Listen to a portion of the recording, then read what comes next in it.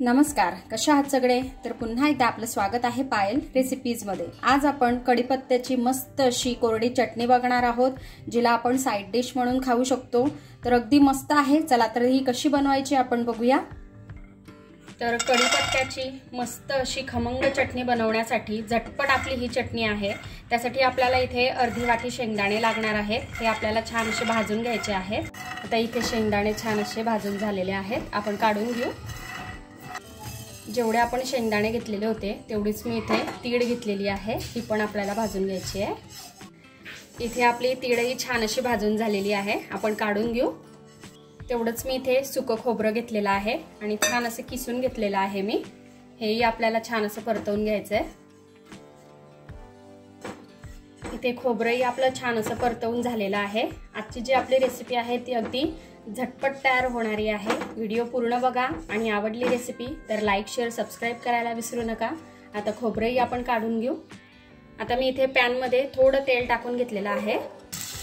आता जे कढीपत्त्याची पानं आपण धुवून ठेवलेली होती ही आपल्याला यात टाकायची आहे आणि छान अशी परतवून घ्यायची आहे। आपल्याला कढीपत्ता जो आहे हा छान असा कोरडा झाला पाहिजे, इतकंच परतायचं आहे। इथे बघा आपले कढीपत्त्याचे जे पानं आहेत हे छान असे सुकलेले आहेत। यांचा थोडाफार असा आवाज येतोय। तर इथे हे झालेले आहेत, आपण यांना काढून घेऊ। इथे मी थोड्याशा लसणाच्या पाकळ्या घेतलेल्या आहेत, याही आपल्याला थोड्याशा भाजून घ्यायच्या आहेत। आता आपल्याला मिक्सरच्या भांड्यामध्ये जे जे आपण छान असं भाजून ठेवलेलं आहे ते टाकायचं आहे। इथे मी लसूण भाजून घेतलेला टाकलेला आहे, शेंगदाणे जे की आपण भाजून ठेवलेले होते, त्याचबरोबर भाजलेलं खोबरं, भाजलेली तीळ, भाजलेले कढीपत्त्याचे पानं। बघा याचा आवाज तुम्हाला येत असेल। असेच आपल्याला हे करून घ्यायचे आहेत, म्हणजे याची जी पावडर आहे जे काही आपण चटणी बनवणार आहोत ती छान अशी क्रिस्पी तयार होते।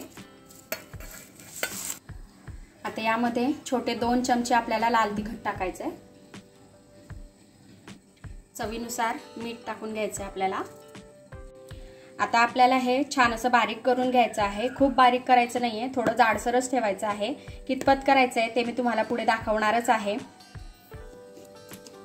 तर हे बघा अशा प्रकारे हे आपल्याला थोडीशी जाडसरच ठेवायची आहे। इतका मस्त याचा सुगंध येतोय।